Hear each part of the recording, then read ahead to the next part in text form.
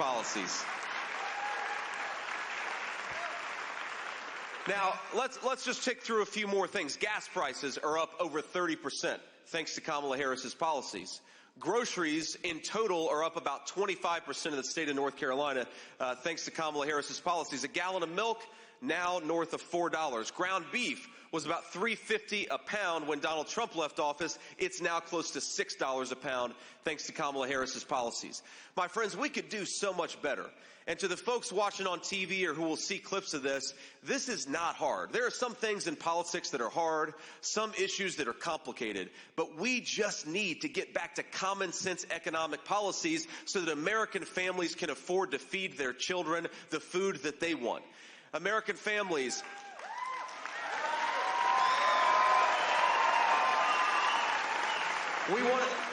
we want American families to be able to afford to buy a home again. Think about this. The American dream, it means different things to different people. To me, it always meant becoming a good husband and a good father. But to a lot of families out there, the American dream doesn't exist without home ownership. People want to own a stake in this country that all of us love. Well, thanks to Kamala Harris's policies, housing is 56% more expensive than it was just 3 years ago. Now, I know a lot of us know young Americans, young families, our kids, our grandkids, and we just want them to be able to afford that American dream of homeownership. But thanks to Kamala Harris, it's not happening. And we got to remember, it's not just because Kamala Harris cast that tie-breaking vote on trillions of dollars in new spending. It's also because Kamala Harris let 25 million illegal aliens into this country. And as much as the media doesn't like to talk about this, when you let in 25 million people into your country that shouldn't be here, and you have them compete against Americans for scarce homes, that drives housing through the roof, and that's exactly what we've seen. This border invasion has made homeownership unaffordable for the majority of American families. And I happen to believe that we ought to have a president who says American homes go to American citizens, not to foreigners who don't even deserve to be in this country in the first place.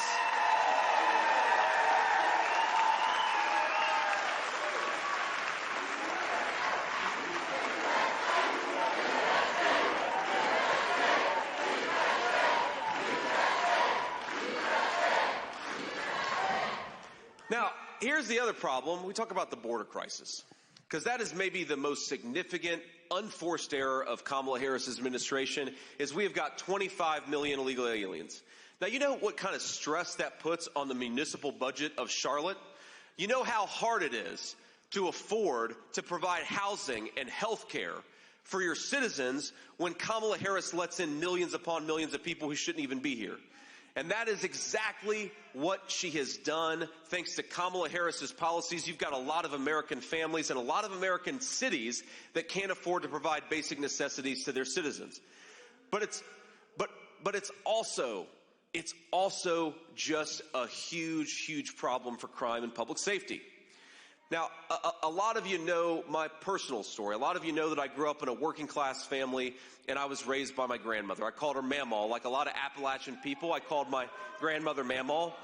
And by the way, let's give a shout out to all the great grandparents in the room right now who are helping take care of kids. We love you.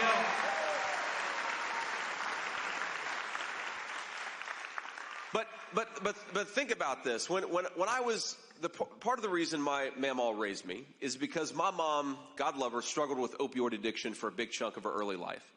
And there are so many great blessings that came from having my grandmother raise me, but one of them is I just had safety and stability that I wouldn't have had without her.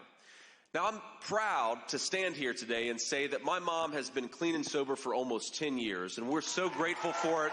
Thank you.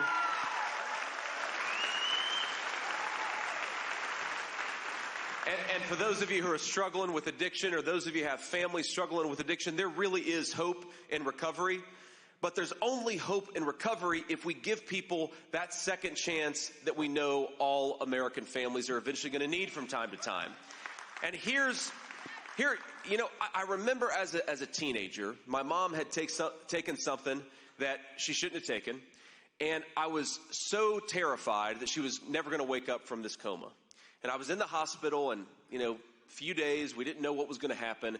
And I remember just begging, good Lord, Jesus, please let my mom wake up this time. Give her another chance. And that time, thank God for me, my mom did wake up. And we did get that second chance. And she eventually got clean and sober, and now we're in a great place.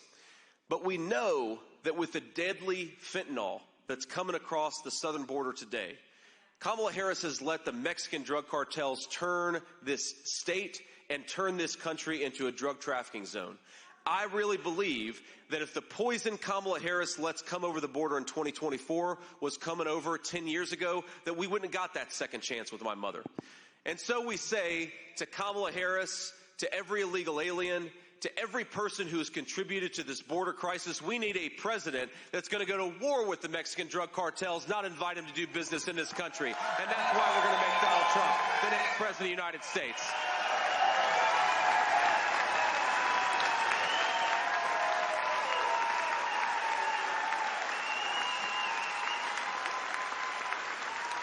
My friends, this is not rocket science. You go down to the southern border. I've been twice, by the way, and our illustrious border czar Kamala Harris has been all of 0 times. You go down to the southern border and they'll tell you, we just want to do our jobs. We want a president who allows us to enforce the border to keep this country that all of us love safe. We just want Donald Trump. We want Donald Trump because he's going to make it possible for us to enforce the border. We want Donald Trump because he's going to make it possible for us to keep these drugs out of our country. And we want somebody who says to law enforcement, we've got your back, instead of trying to tear us down. That is what we get with the President Donald Trump, and that's why we got to put him back in the